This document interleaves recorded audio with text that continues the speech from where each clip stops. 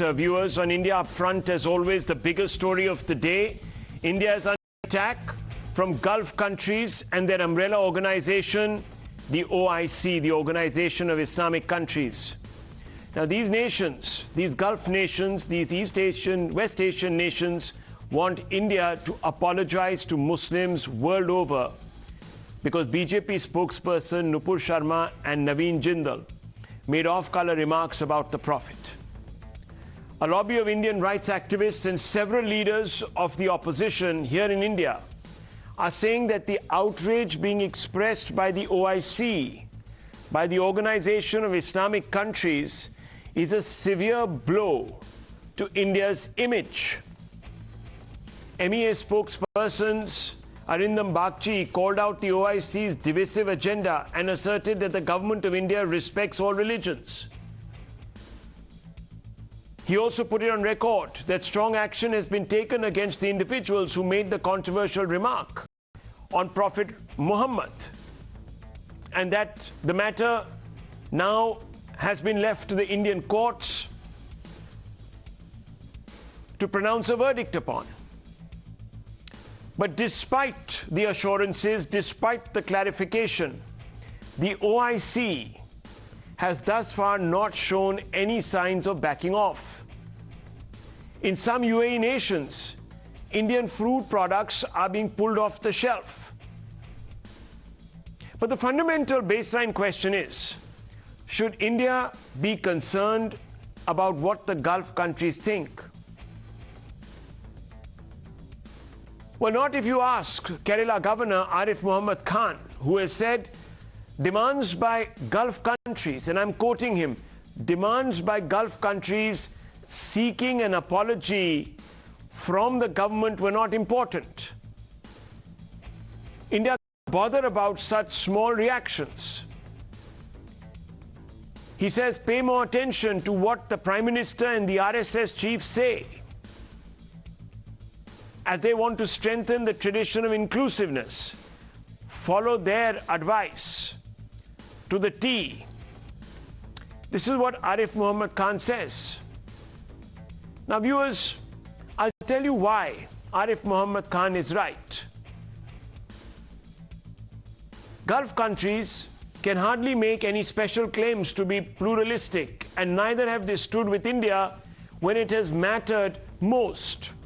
A series of hard facts that we're going to put out on your screens right now will prove what I'm saying. Saudi Arabia frowns on idol worship. Qatar places restrictions on public worship by adherents of faith other than the Islamic tradition. Iran isn't trusted by most of its Muslim neighbors, who accuse it of being intolerant or waging a clandestine jihad against them.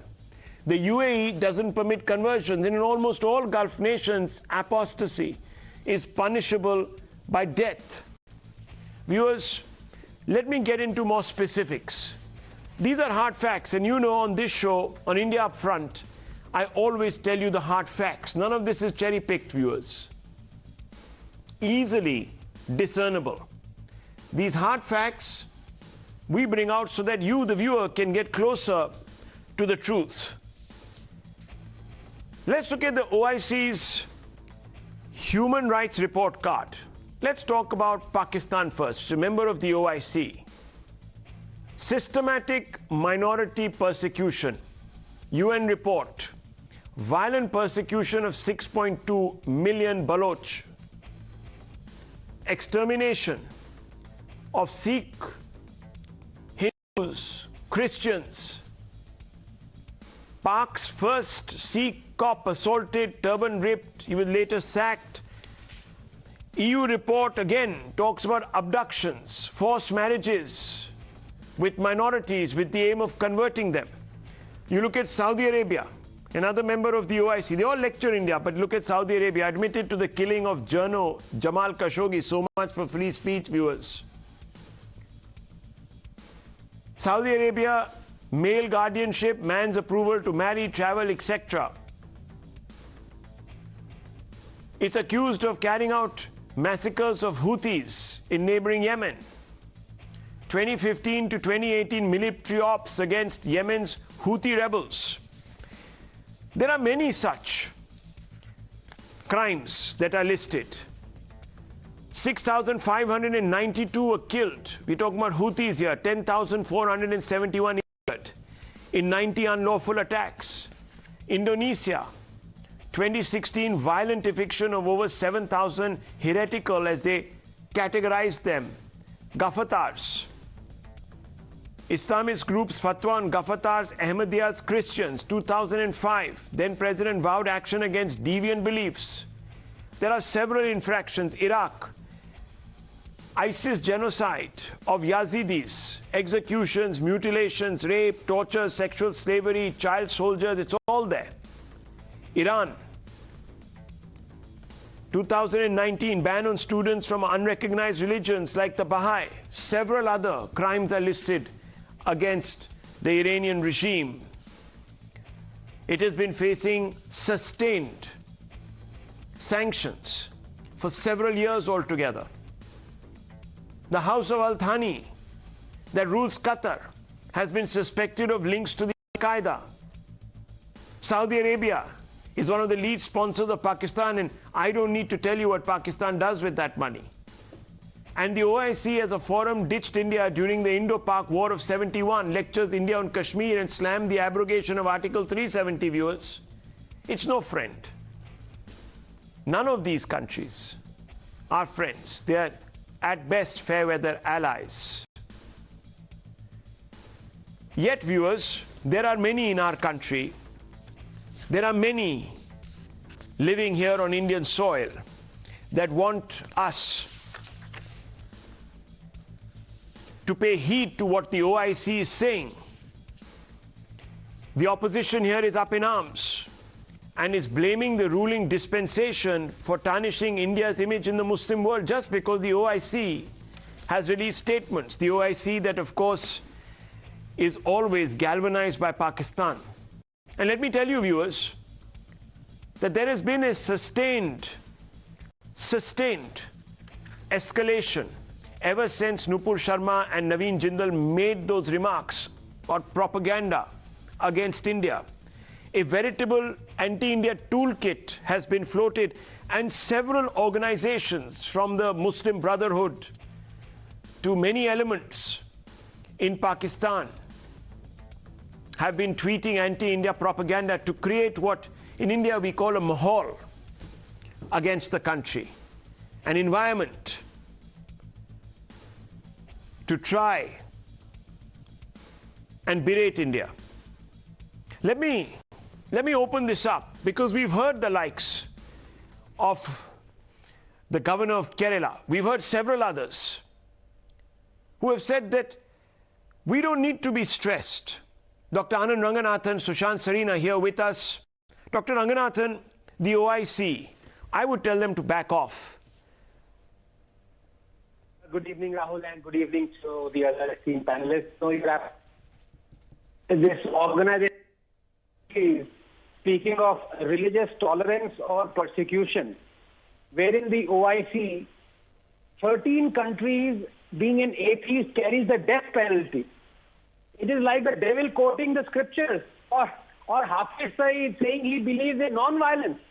Fact is that these despotic regimes where the state sanctions flogging, death by stoning, chopping of hands, doesn't allow religious freedom, have been prodded and poked, as you said, into this hypocritical stand by none other than the Muslim intellectuals of our country, and that is a tragedy. But while this is to be expected, because of Ummah or the Muslim Brotherhood being supreme and above the nation of residents, especially if the nation like India is Dar al-Harb, something that Dr. Ambedkar famously talked of, it is we are also at fault. We, as in India, we should have challenged these outrageous to quote the revered Islamic scriptures, Sahih al-Bukhari 5134 and Sunan Nasai 3378, and asked them if they constitute blasphemy. It was that simple. Ek hafta chala gaya. Instead, India bowed down. Modi listened to the Arabs because they employ 5 million Indians in their country, but didn't listen to 500 million Indians employed in his own country.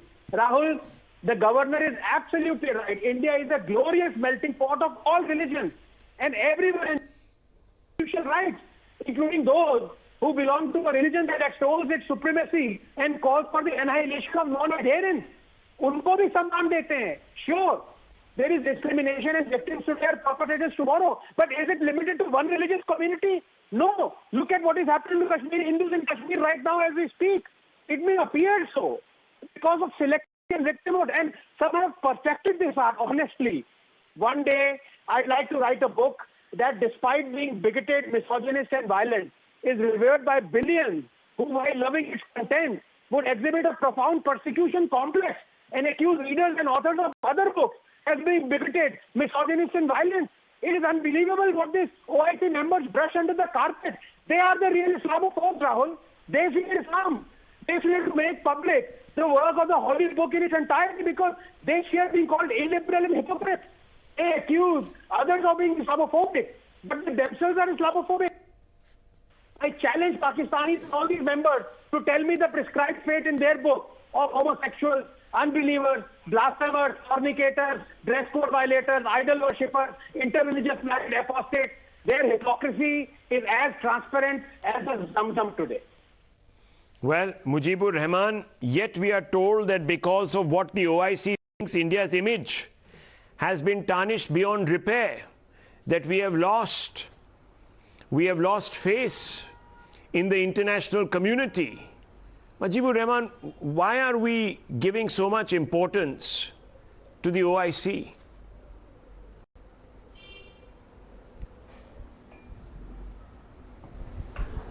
This is not just the faith of the other nations. India is losing relationship, and even the relationship with other countries is going deteriorated day by day. Second thing is it's not just a loss of a relationship but an economical loss also. So I think these fringe elements like Nupur Sharma should be booked under UAPA for damaging the our nation in every way, economical and even in the foreign policy also.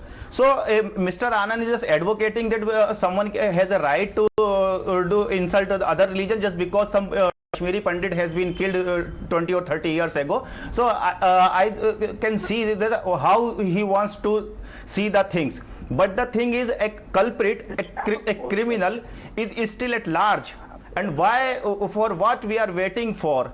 And we are just waiting for more damage? Why? Mujeeb Ur Rehman, because that why are you so, that, no, 1 second. Why are you so obsessed about the OIC? Let me tell you something. One of the biggest partners. Okay, yes, Dr. Ranganathan wants to come in. Yes. Ruling regime. Mr. Rehman, you took my name. That is why I'm interjecting. I apologize. Look, I'm not here to debate with you. I'm just asking you a simple question. You are wanting Nupur to be charged under UAPA, right? I want a simple request. Please accede to my request.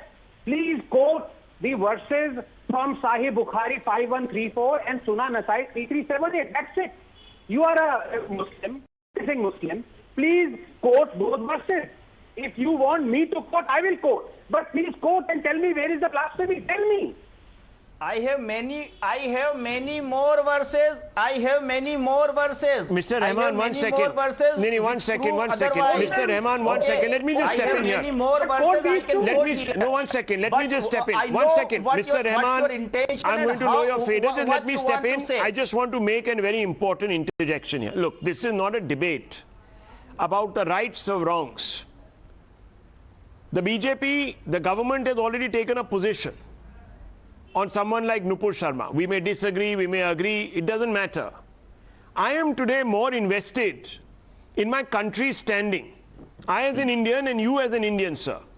And I want to ask you, why are you today tom-tomming the propaganda, the malicious propaganda of the OIC in my own land, Mr. Rehman?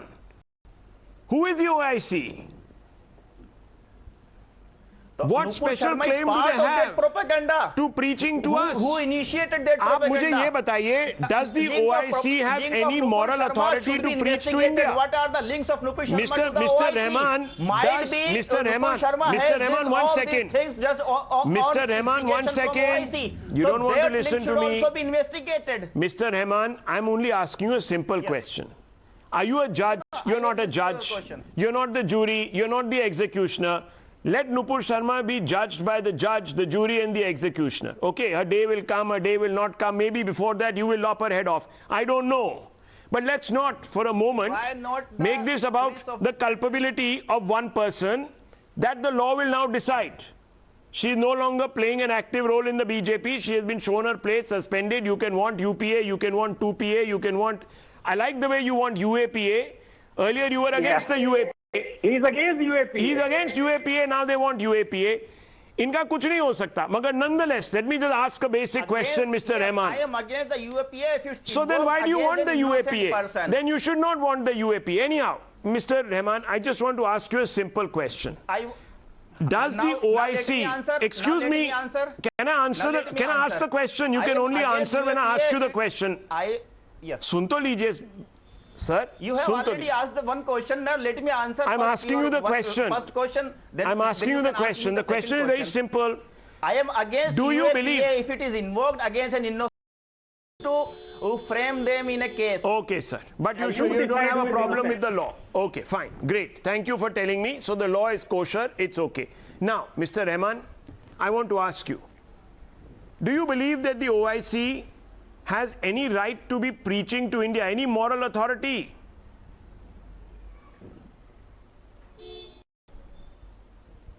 बताइए. Rehman साहब बताइए. It's not about India. Can you answer? It's not about India. Prophet is do not attend to India.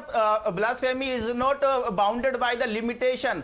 Even the Muslims living outside India can take no question. Even can file Does a the criminal case OIC against have the Sharma in moral International authority Criminal Court to of lecture Justice? India? And the thing is, I'm not asking you a quiz question. This is not general knowledge. I'm asking you a simple question. Nupur Sharma is why? There you go. So, look, Mr. Rehman doesn't have a response, viewers. They don't want to stand with what is modern, with what is and who is inclusive. They want to peddle a narrative that was frozen in time. Cannot be modern. One second. Sushant Sarin, let me ask you this question. Let me ask you this question. Does he enjoy any moral authority to lecture India? It's a simple question. I hope you will not give me a circuitous answer that Mr. Rehman is giving me, because he doesn't have the courage of conviction to speak up against the Ummah as such. Nonetheless, I don't blame him. I don't blame him. So, but Sushant Sarin, look, you have no such compulsions. I don't know, Rahul, I don't know why you call even people like this guy who's been, shooting his mouth off on your show, because, ideally, there are enough people who will have a reasoned argument, who will make an argument in a reasoned way. But I don't know what is this model that you call these people, but that's your problem. On the question which you've asked me. Look, number one, I don't know why we are getting our knickers in a twist over the OIC. When have we ever taken the OIC seriously? Every year, at least twice a year, the OIC passes gratuitous remarks on India, on Kashmir, and they are all written, entirely written, by the Pakistani diplomats who are present out there. There is an OIC contact group which none of you have even heard of, which, the Pakistanis sit on it, they frame out something, they give it to the OIC, the OIC vomits out whatever they receive from the Pakistan. Nobody takes the OIC seriously, not even the OIC members. For the last, I don't know how many decades, the Pakistanis have been going to the OIC, demanding action against India. The Arab countries generally pass some, one of those resolutions, but they throw those resolutions themselves in the rubbish bin. So I don't know why people out here are saying that we need to take the OIC seriously at this point in time.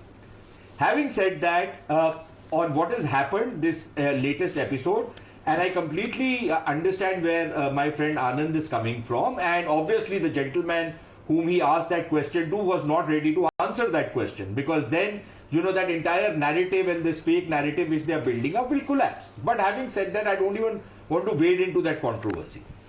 The issue now is one of diplomacy. Look, let's face the thing.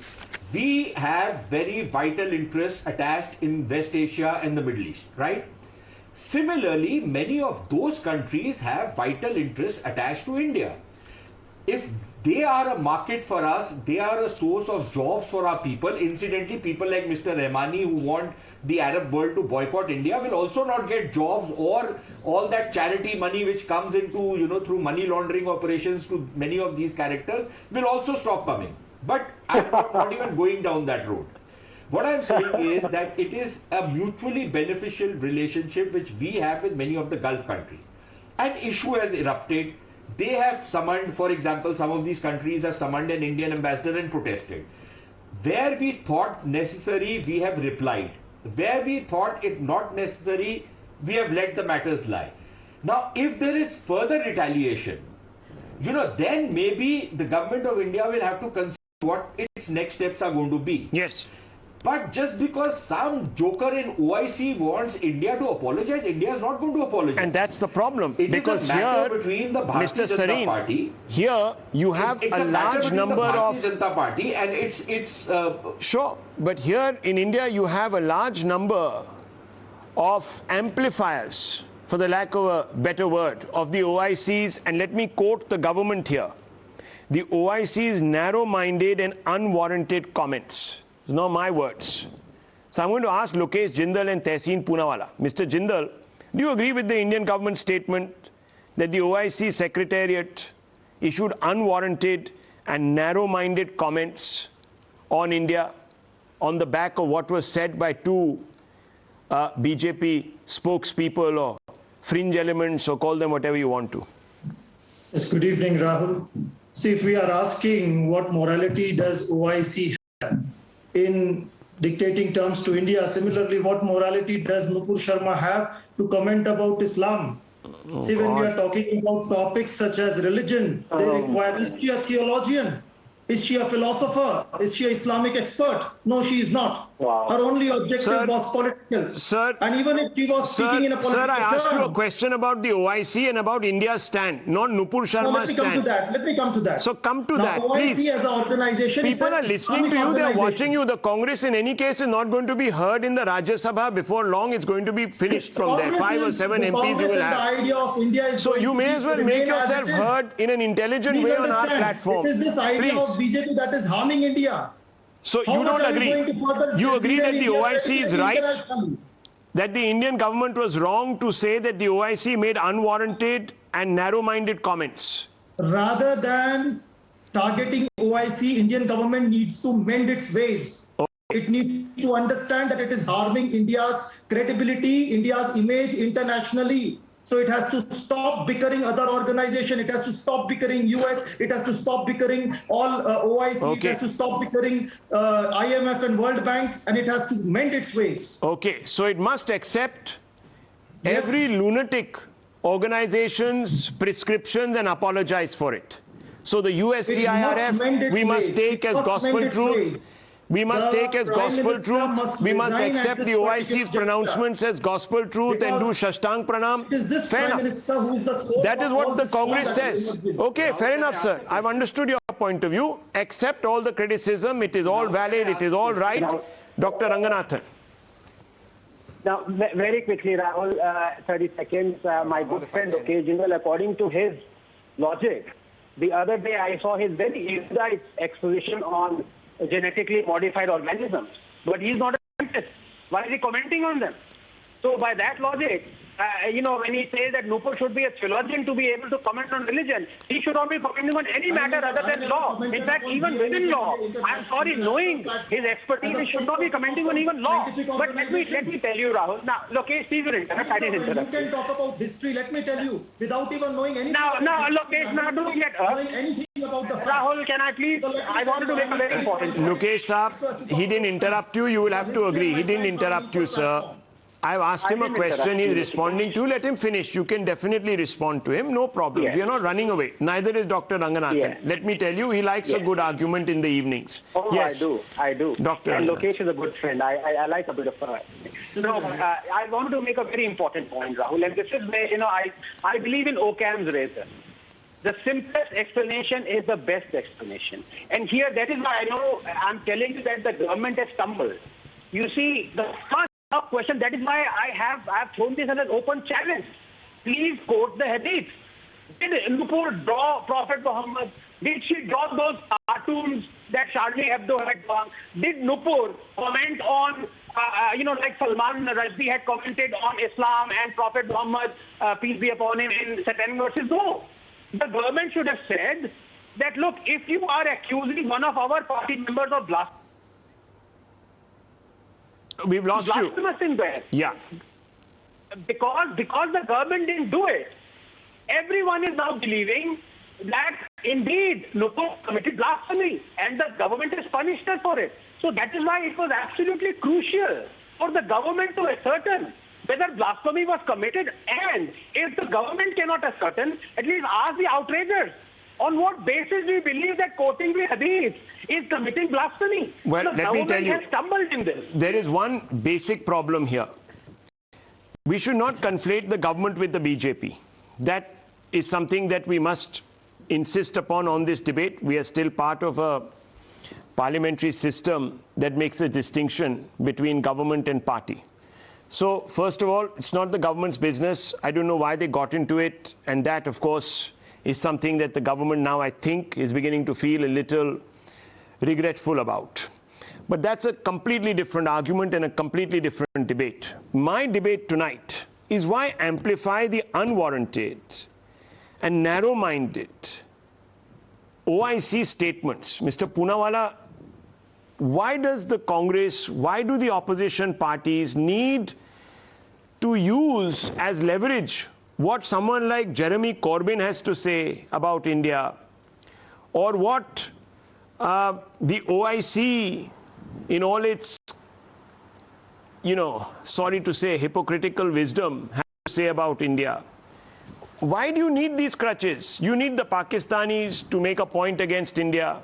You say because Pakistan is saying that we have not struck Balakot, so the Indian government is lying. You say because the Chinese have said they've occupied, Tawang and certain valleys, well, it must be true. Why do you need these crutches? Can you explain? Do you believe them?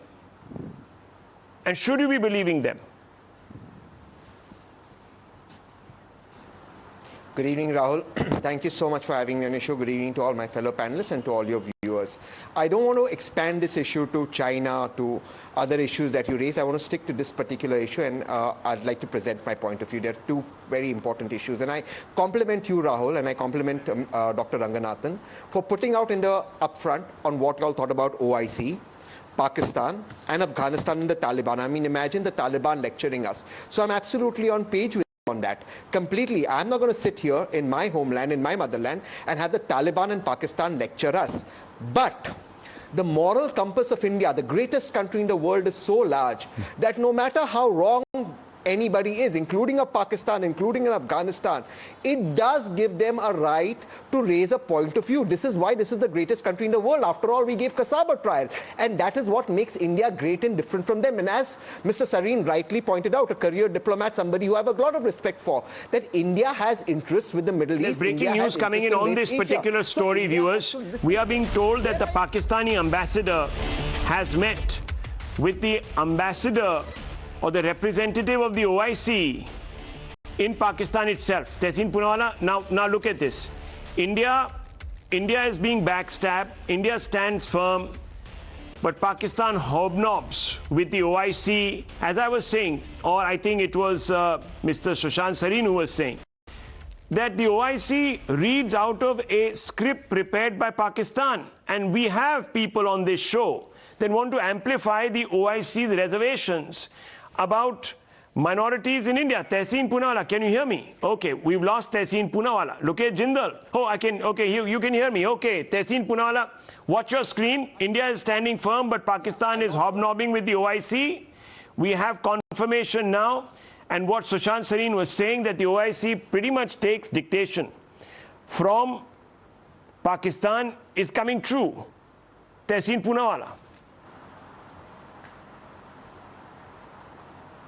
Yes, but we always knew that. You don't need Mr. Sareen to say that, or you don't need a breaking news. That's absolutely true. We know about it. But my question is larger.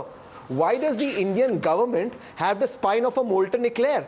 Why did it not stand up? Why did it get confused with what BJP spokespersons are saying? BJP makes a mistake in India, has to apologize. Why should Mr. Shivashankar? Why should I, Mr. Jindal, Dr. Ranganathan, or Mr. Sareen have to apologize? It is the BJP that needs to apologize. If there is an apology required or not required, that is a law. That is a question the law will decide. I think Dr. Ranganathan began I have a second point by acknowledging this. But I want to ask you the specific point, because there are a whole bunch of your leaders. There is Gaurav Vallabh of the Congress party.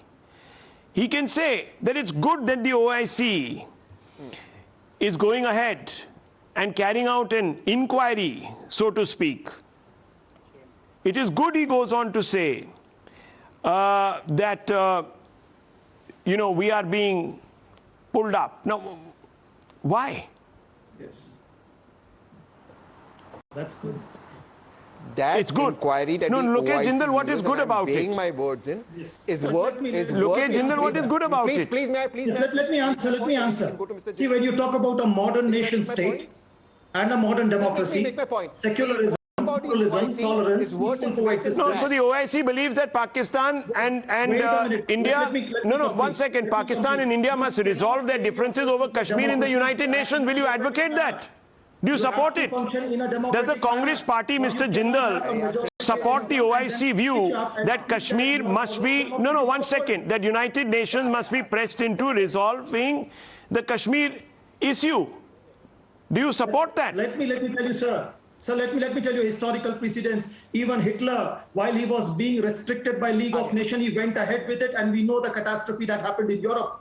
Again, when organizations like World Bank, organization like United Nations, they all condemn India for mixing up the statistics, going ahead with blasphemy. Rahul, I must come in here.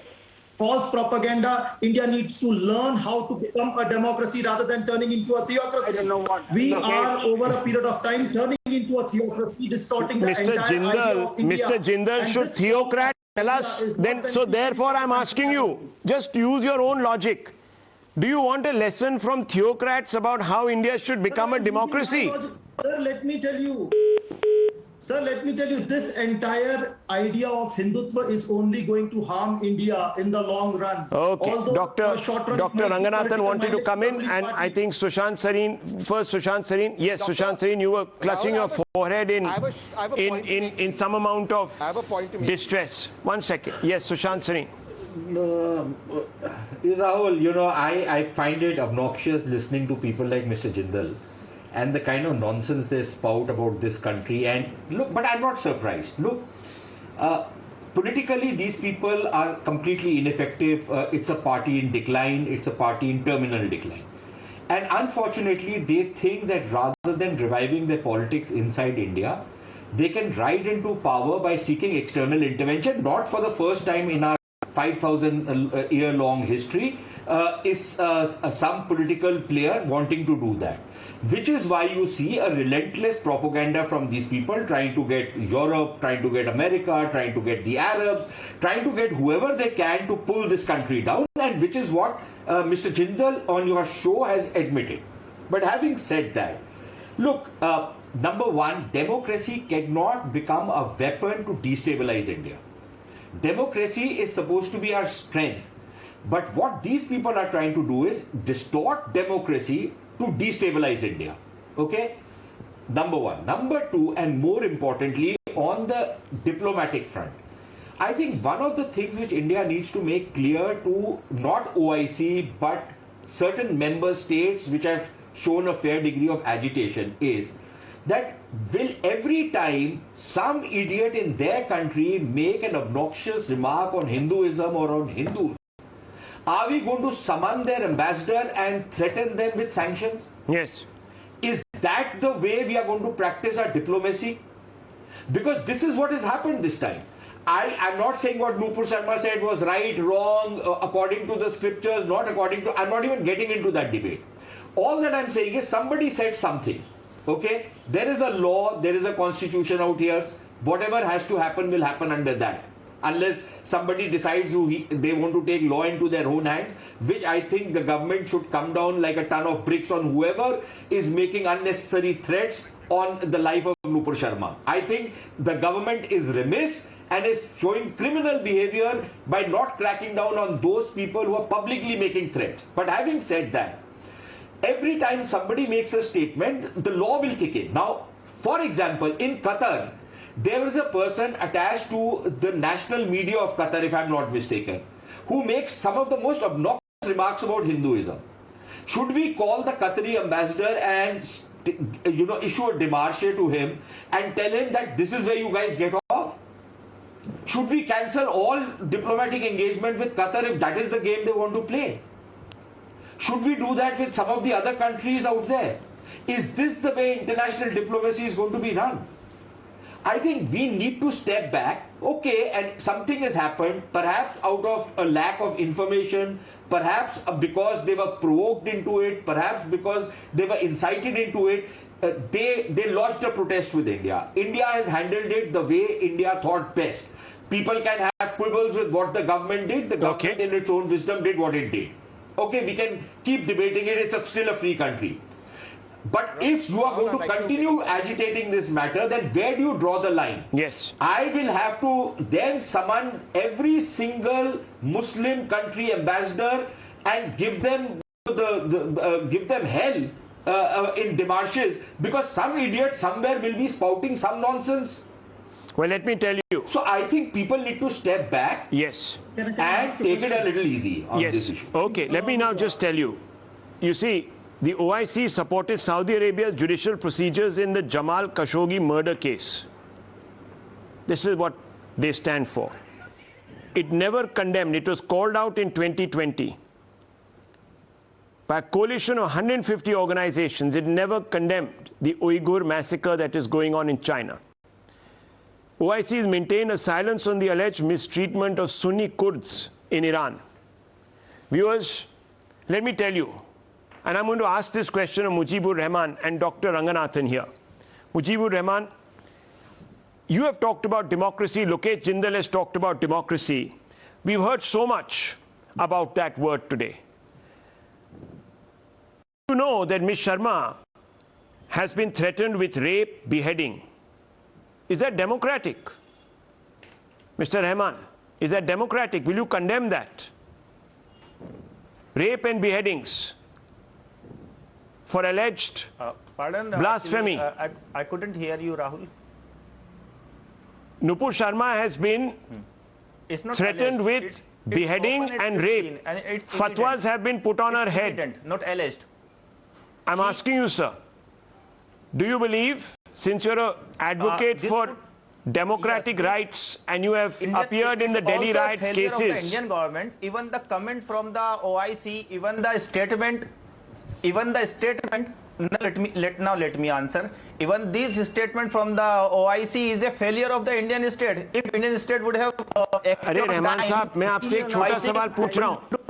Nupur Sharma के खिलाफ Nupur Sharma has been, sir, please listen to my question. Maybe you didn't hear it. I'll repeat it for the benefit of doubt. Hero for the Anand or for the Sushant, but anybody who is standing with such people who are criminal in the eye of law, they should be apologized. What's wrong in it? Okay, so Mr. Rehman, let me ask you. If you are standing with a criminal, then you should be apologized. So let me ask you, Mr. Rehman, do you believe those that have threatened Nupur Sharma, that have issued fatwas calling for her beheading, are criminals?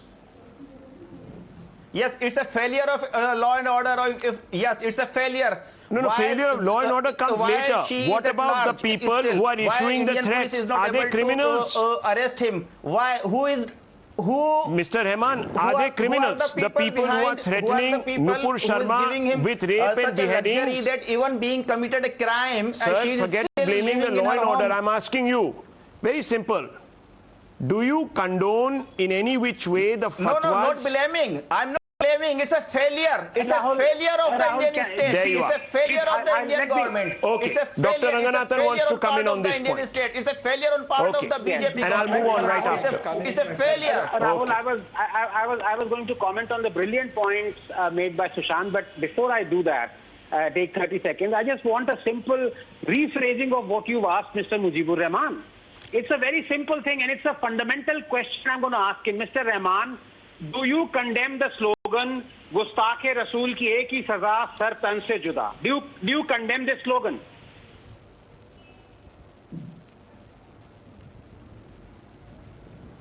This slogan came after when Nupur Sharma. There we go.